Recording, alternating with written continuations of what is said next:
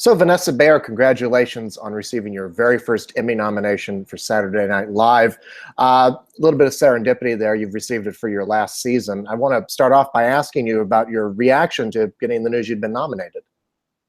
I was so flattered, and it was such an amazing feeling because especially to happen after my last season, because I called SNL home for so many years, and to get to leave and have that honor was like just amazing. I was just so like, it was just amazing. Well, I wanted to ask you about the decision to leave. I mean, what made it, why was this season the right one for you to finally step down and go do other things? Well, I had been there for 7 seasons, and it just felt like it was kind of time for somebody else to, step in and the show always, it always turns around and has so many amazing people come through. And I just felt like I just had such a wonderful 7 years there, and I felt like, it was time to do something new and to let someone else take on that amazing job. Well, you're certainly leaving on a high note. I mean, in addition to your nominations, the show received 22 nominations overall, more than it's received in years. Can you talk a bit about the impact and relevancy of this season? Yeah, I mean, this season has been pretty amazing, just because of all of the political stuff. So many people were watching, and it's very rare that like the president actually tweets that we always hope that people are watching, but the fact that the president was tweeting that he was watching, whether or not he liked it or whatever, but like it's pretty crazy that that so many eyes were on the show. And so yeah, that was just a pretty incredible thing. And yeah, it was crazy to see how much like we were in the press, and just everything was sort of being picked up on more than normal. Well, the show has always flourished when it comes to its political satire, be it with Will Ferrell as George Bush or Dana Carvey as George Bush Sr., always with Republicans, I guess, or Phil Hartman as Bill Clinton. I'll throw that in there too. What made this particular season of political satire different? I just think, an election year is always, a lot, there's always a lot for us to do. And I think, just get some real personalities out there. And, it was so great. I mean, we had so many of our writers really excel with the political satire and everything. And so I think that it just was able to show off how smart the writers are and how good they are at like kind of capturing a new take on things, but also kind of proving a point. And so I just think there was so much to do this season. I mean, we're not used to having someone who is more of an entertainment figure be in a political race. So that was pretty, that was a lot of material for us. And I mean, the characters from Alec Baldwin as Donald Trump or Melissa McCarthy as Sean Spicer. I mean, what did you think the first time that you saw them make their appearances? I mean, was there a sense that this was going to be an ongoing thing? It felt like it was a really big thing when Alec did, Trump for the first time. And, we didn't necessarily think, I personally didn't know, I thought maybe this will happen for 5 shows. And then it happened for the whole season. And it was pretty, it was pretty incredible to have Alec for the whole season, regardless of, why he was there. It was like, it was pretty crazy that we thought, oh, he'll do like a couple guest things, and then he was there. And then the Melissa thing, I mean, she's so funny as Sean Spicer, and to have her come on and do that, it just felt perfect. It was so great. It was so, it was just a joy. And I always got to be one of the people who was like asking her, one of the journalists asking her questions. And it was so exciting to see what she would do. And also, like, I think she has this sort of bit that like every time she's been on the show, it's like I've gotten hurt in some way. And so, she'd be like throwing something at us or whatever. And you'd always be like, okay, I mean, obviously the injuries were they were worth it and pretty small, but just always like exciting of like, she's such a good improviser too, that like you didn't know what she was going to like throw at you, like literally. Well, I'm glad to see that you're no longer in harm's way. I wanted to talk about your episode submission. You submitted the season finale, and it's also your last episode as a regular cast member. Why did you submit that episode? I liked that episode because I got to do so many things that I love. I had, towards the end of the season, started doing this Dawn Lazarus, this weekend update meteorologist, and I had so much fun doing that. And so I had gotten to do that in my last show, which felt really special. And I also just always have loved doing weekend update. And I got to do, there's always this character, Gemma, that Cecily does. And I always end up kind of getting the brunt of like, it's like a recurring thing, but I always and in some way have to like, one time I had to eat like a bunch of shrimp at the end of the episode. One time, like they always like make me do stuff. And then this episode, they like poured a bunch of water on me, and it was like dinosaur spit. It was just, it's so fun to just everybody. Keenan, the hosts, are always so funny in that sketch. So to like see all those things happening, and Cecily, when she's doing her song, she always makes eye contact with me, and it's just very joyful because it's really hard for me not to laugh. And so I got to do that sketch, and then I wrote this sketch with these two amazing writers, Kent Sublette and James Anderson, where this farting sketch, and that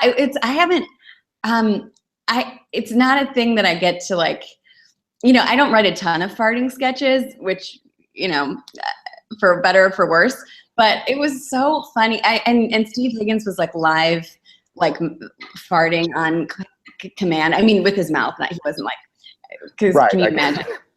But I mean, you don't have to imagine that. But it was just so like, it was so hard to not laugh during that sketch. And it was so, Dwayne Johnson was he was just such a supportive host too. And he's sort of like, he was like, it was such a nice episode. And even at the end of the episode, I don't think that this went on, I don't think you saw this on air, but we sort of got, the people that were leaving got like carried off the stage and stuff. It just was like such a sort of beautiful ending. And so I felt like getting to do those sketches and a couple other sketches I got to do, I just felt like it sort of in a nice way kind of encapsulated my time there.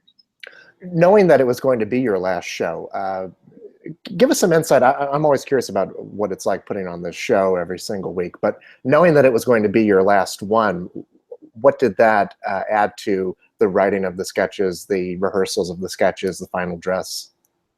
It was sort of surreal because you're just used to, once you're there for, as long as I'd been there, you are sort of used to the rhythm of everything. And so you kind of like take for granted, like the writer's table on Wednesday, or even writing Tuesday night, or whatever it is, you kind of get used to it and get in a pattern. And so I kept like stopping myself and being like, this is the last time as like a cast member, I'll sit here and I'll do the Tuesday night, stay late Tuesday night writing. And this is the last table read I'll have. And it was so emotional at times because, I love that place. And that's, again, it's been my home for 7 years. So it was surreal, but also it sort of felt like it was the time for me. But I mean, it's so many wonderful people. And like, even like thinking about it now, I get choked up just thinking about like, I'm not going to see those people that, I saw every day.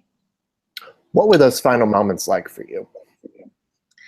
Well, the final moment, I will say at the table read, Colin had written this song that like Keenan sang for us. And that was, I mean, a tearjerker, like, we were all crying, and it was something that was never meant to go to air. It was just sort of like for us, but that was so emotional. And then the final, when I was sort of doing that last sketch, that's a sketch that I forgot to mention. I did this like graduation sketch with Kyle and stuff. And that sketch was it was so silly and us being like, whatever, but it was sort of like, amazing to get to do like a graduation sketch, and Bobby was in it. It was like Bobby and I were both like, this is both of our like last sketch, you know? And it was just, as that sketch was happening, I was thinking like, oh, this is it. And then the good nights were so emotional, just because those good nights are always they're always, in some way, they're always emotional, because you're like, I made it through a show, and like, this is over, and like the week is done, and we did it. And it's like a lot of work every week, so it's always kind of emotional. But to have it be the last one, it was just like just looking at my friends and being like, it was just crazy. But I just was so full of love. And then Tom Hanks was there, and he like said like, oh, you guys have to be carried off the stage, which I know you're like, okay, you can stop mentioning how you're carried off stage. No, keep going. You. Let me tell you about it. But that he did that, and like that we got carried off stage, and the audience was like standing and clapping, and it was just like, it was magical. It was so emotional, but it felt so just beautiful. The other sketch that you were in, I should mention, was the Cartier commercial. I know you guys filmed those beforehand. So, yeah. I was gonna say another thing that I've been very lucky at SNL is to get to do a lot of those commercials, and I love to get to do those commercial parodies. And so, yeah, to get to do one of those too, it was just like, oh, this is so. And also, I had never used a fidget spinner, and I got very good at using them. You were a real pro in the takes. Yeah. Yeah. Reflecting on your time there, what were some of the highlights for you? I mean, characters that you played, recurring characters you played, or highlights, sketches.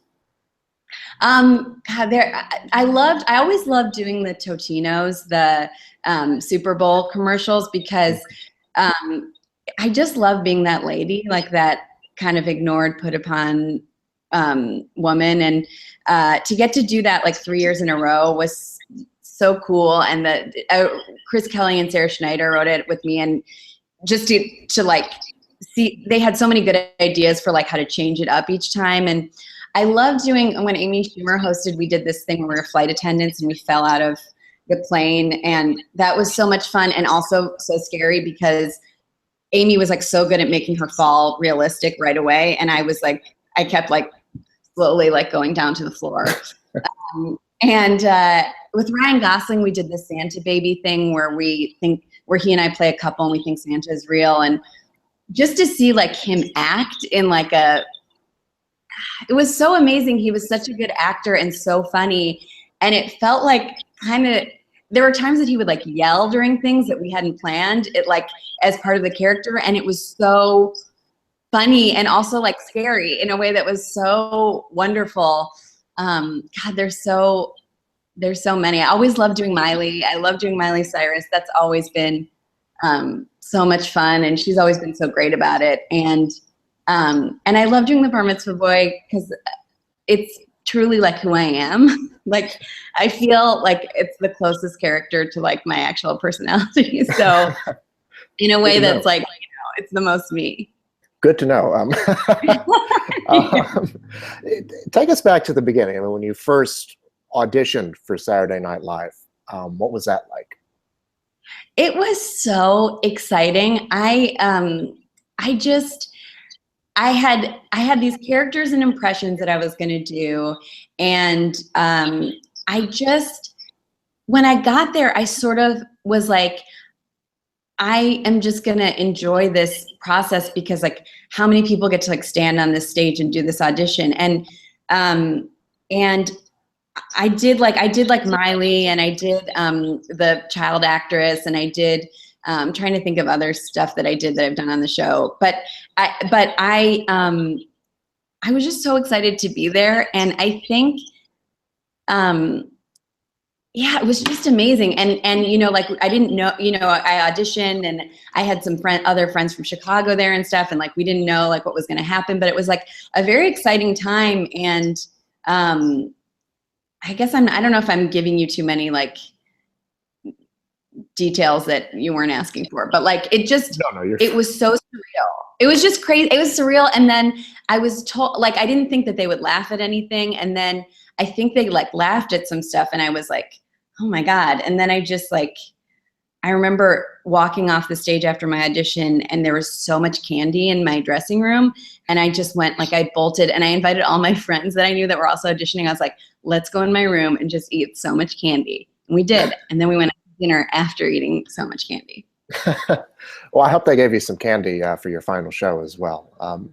You know, now I know where the candy is. Oh, so. okay. So you took some home with you. Okay. Yeah.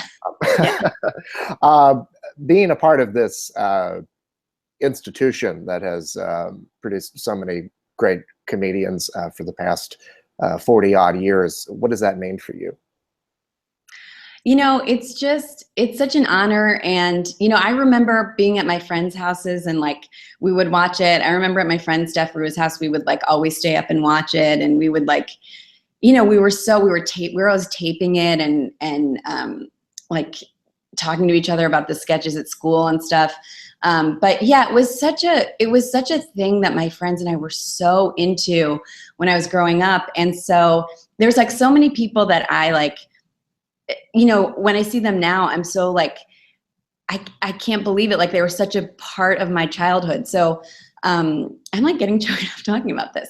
Wow, that's very cool. And so I just, to be a part of it is just, it's like unbelievable. It's like, I don't even really have words for it. It just feels so, it's such an honor. And what's next for you? Do you have anything coming up that you're working on? Yeah, I'm doing this movie, Ibiza, that's shooting in Eastern Europe. So I'll be heading out there soon. So I'm doing that pretty soon, and then yeah, I'm kind of figuring it out. It's, you know, it's interesting because when I was on SNL, I did some other projects here and there, but you really, I mean, I really was, you know, you have a lot of time that you're at the show and you really focus on that. So it's kind of exciting for me to be able to like look into other projects and stuff, but it's also very new to me to be like, oh, like, what am I going to do? Right. Well, Vanessa Bayer, congratulations again on your Emmy nomination and on your 7 years at SNL. Thank you so much for taking the time to chat. Thanks so much. Thank you. You're welcome.